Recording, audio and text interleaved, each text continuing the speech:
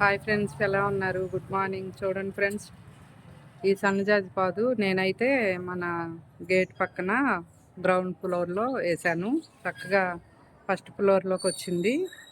మనకి గ్రిల్స్ ఉంటాయి కదా ఎలివేషన్, దానికి నేను ఒక ఇనుప రాడ్లతో స్టాండ్ లాగా చేయించి పందిరిలాగా దానికి కట్టాను. చక్కగా మనం మన ఫ్లోర్లో ఉండి కోసుకోవచ్చు పూలు.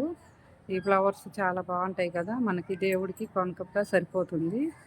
ఈ మొక్క చాలా తొందరగా ఈజీగా వచ్చేసిద్ది. మనం అసలు ఇంకా ఒక మొక్క వేసామంటే పైకి లాగి కట్టడమే దానికి పని, ఇంకే పని చేయక్కర్లేదు.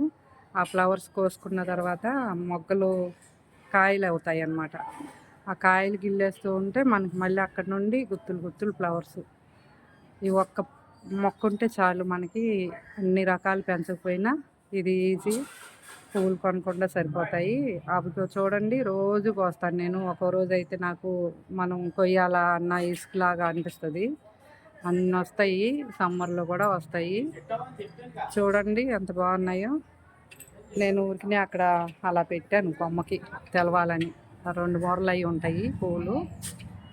చక్కగా మాల కట్టేసుకొని మొగ్గలు ఉన్నప్పుడు కాస్త బాక్స్లో పెట్టుకుంటే చక్కగా అది ఇప్పులుకొని పువ్వులు తెల్లారికి బాగుంటాయి. ఫ్రిడ్జ్లో పెడితే ప్లాస్టిక్ బాక్స్లో పెట్టాలి. బాగున్నాయి కదా. చూడండి, మన ఛానల్ నచ్చితే ఫాలో అవ్వండి ఫ్రెండ్స్. ఒక లైక్ కొట్టండి, షేర్ చేయండి, సబ్స్క్రైబ్ చేసుకోండి ఫ్రెండ్స్. ఓకేనా?